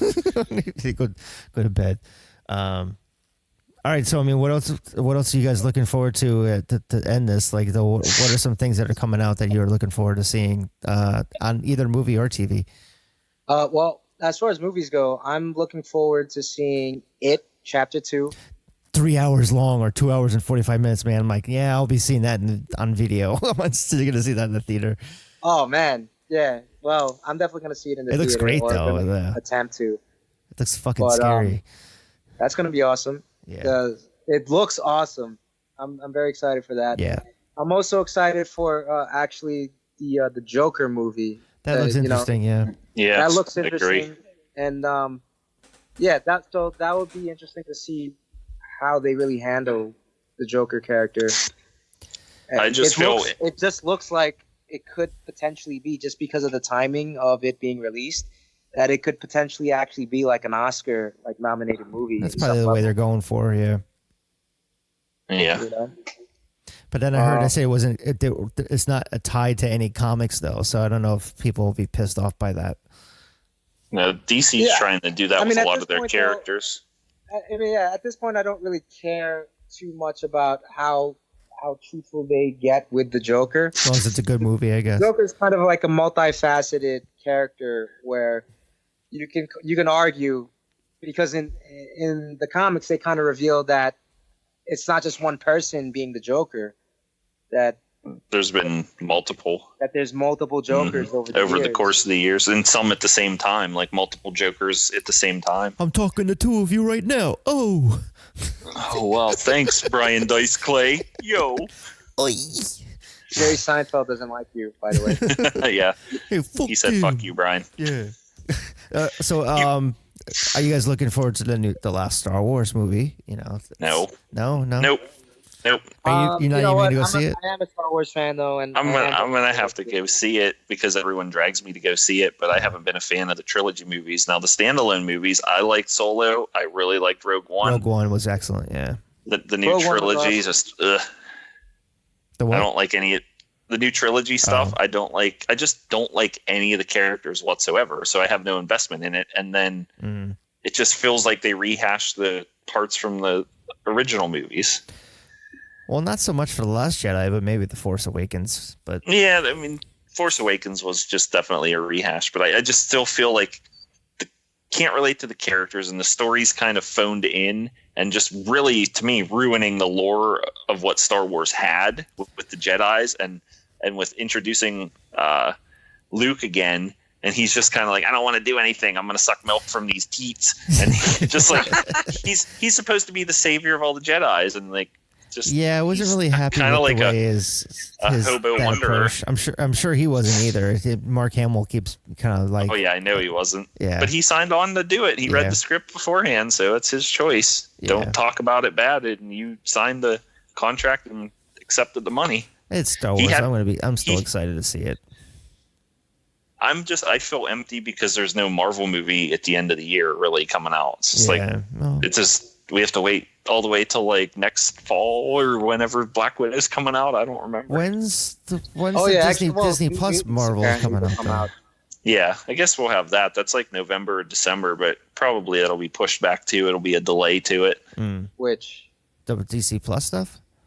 No, the Disney stuff. Is that what you said? Yeah, Disney stuff. Yeah, because I'm wondering what's the first. It's supposed to be November is when they're supposed to. But I don't know if Marvel. I don't know if Marvel has stuff right out of the gate. As far as I know, the Mandalorian and then the Sandlot's supposed to be coming on Disney Plus too, which I'm really excited about. As far as I know, none of their TV shows are actually in production yet. Besides so I don't know Mandalorian. Yeah, like none of the Marvel stuff that I know of, because they're supposed to be WandaVision, the Loki show, the animated What If show. Yeah. Oh yeah. Loki. Did we say Loki? Yeah. Yeah, Loki. Yeah. Was there another one? Oh, the Falcon and Bucky. Right. Too. Yeah, and it has I don't think any of that from Civil War coming back. Yeah. Mm-hmm. Yeah, that was a great Comic-Con panel of all that stuff. I was watching it all on YouTube. I was like, I was following on Twitter when it was happening. I was like, man, they just blew Hall H out of the water with all this stuff going on. And I'm trying to think what else is coming out. I don't really know besides the Marvel or Star Wars stuff. I can't really think of any other movies that are coming out. I'm kind of drawing blanks too. I can't think any. Usually, what after the winter? You mean? Yeah, like leading up into the year. Usually, you'd always have to look forward to like a Hobbit movie or Lord of the Rings and Star Wars and a Marvel movie. But now it's just Star Wars is what's left. No, in the fall, really, honestly, it's like It Chapter 2. I'm going to look right now on IMDb. I'm like, there's got to be something else that's coming out. It just can't just be Star Wars. And then like in the beginning of the year, though, what do we have? We have like New Mutants finally. Supposedly, maybe. That's not coming out. They have halted production on it so many times, and like, or they want to reshoot like scenes or something like that. But that was a movie that I was looking forward to because the trailer that came out like over a year ago like looked awesome. Coming soon. Here we go. Coming soon. Let's see here. Way jumped ahead. That's coming out November. let's see, October. Oh, Zombieland Double Tap. That trailer looked great. Yeah. Right. I knew there was something coming out. That looked good. Jojo Rabbit with Taka. Terminator Dark Fate. I don't know. I can't get back into that. Like the Terminator 2, and then after that, it's been shit for Terminator movies. But this time, James Cameron was part of it. The Sarah Connor Chronicles wasn't bad, though, if you watched that. Yeah, I did watch that. It was okay. Oh, you actually watched that? Yeah, I watched it. Yeah. I had the first season actually on DVD, but I never got past the first season. The first season was good. I just didn't finish whatever storyline that they had. I don't think they did either. Yeah, no, they didn't. Yeah, I heard that. They canceled it and kind of ended on a cliffhanger. I think one movie that Ray's really gonna go see, I think, is Frozen 2, coming out November 22nd. Sure. He loves Elsa. Yeah, wow. There's like really nothing coming out. Doctor Sleep, actually, I'm looking forward to. I know you guys are not really horror fans. What is that? Oh, horror. Yeah. Yeah, but Doctor Sleep actually is a sequel to The Shining. And interesting. So speaking of the boy in The Shining who does the red rum with his finger. The son of Jack Nicholson, basically, like he's played by Ewan McGregor in Doctor Sleep, and he grows up and becomes a doctor, a physician, and he still has the Shining power. So that looks awesome. I don't know if you saw the trailer to that, but that looks actually pretty cool. No, I haven't either. But Ray, speaking of horror movies, real quick, I just watched Critters Attack for review on the site. Oh, I heard mixed things about it. The writer, Scott Lobdell. You would know that name, right? Oh yeah, Scott Lobdell. But it was a fun movie that was kind of like the old Critters movies, campy horror. Critters Attack was a reboot movie for Sci-Fi, but they released it on Blu-ray. Okay, yeah, because I know that. But it's not really a reboot because someone from the first movie was a major character in this one. What's the current horror? Well, there's a current horror network on. It's not Chiller, but it's something else. Thriller. Maybe it is Chiller. I don't know, maybe. But they have a series though. There is a Critter series. Yeah, that's it was already been out. That has nothing to do with the movie. With Critters I haven't seen it because that was on. Oh wait, that was on.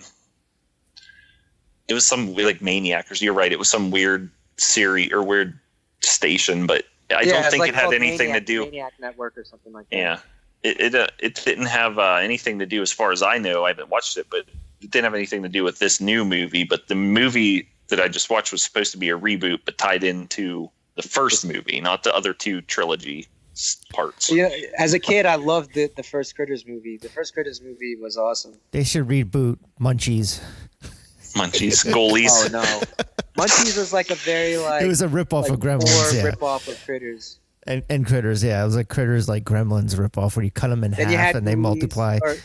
You had Ghoulies also, which was like kind of not good. Well, people remember it fondly, but if you go back and actually watch it, they're not that good. No. But I'm going to lose battery life here. I'm at 1%. So it's time to wrap this up so we can go sleep. Yeah, this is fun. Yeah, works. we'll have to do this again. We'll have to do it in like a couple, like a month or two, and just kind of bullshit and talk about TVs and movies. Sorry, we need to get you into some comic books, Brian. We can talk about that too. Well, we got Comic-Con coming up too, so you guys are going to be there, right? Yep. Yes, yeah, we're both going to go. I might be. Unfortunately, you're not going to grace us with your presence. No, you're going to go to Disney I World might go. or something. Yeah, I'll go to Disney, but then I might come back and go that Sunday. But we'll see how that goes. I can definitely, if I hopefully have stuff prepared from what I'm going to be doing, maybe we do a pre-Comic-Con one, talk about what we'll be covering. Okay, yeah, that sounds good. Me and Ray will try to get to what you're going to try and get to there. So, yeah. All right. Sounds good to me. All right, guys. All right. This was fun. Talk to you later. All right. Have a good night. Later. Yep. Good night. Bye. Peace.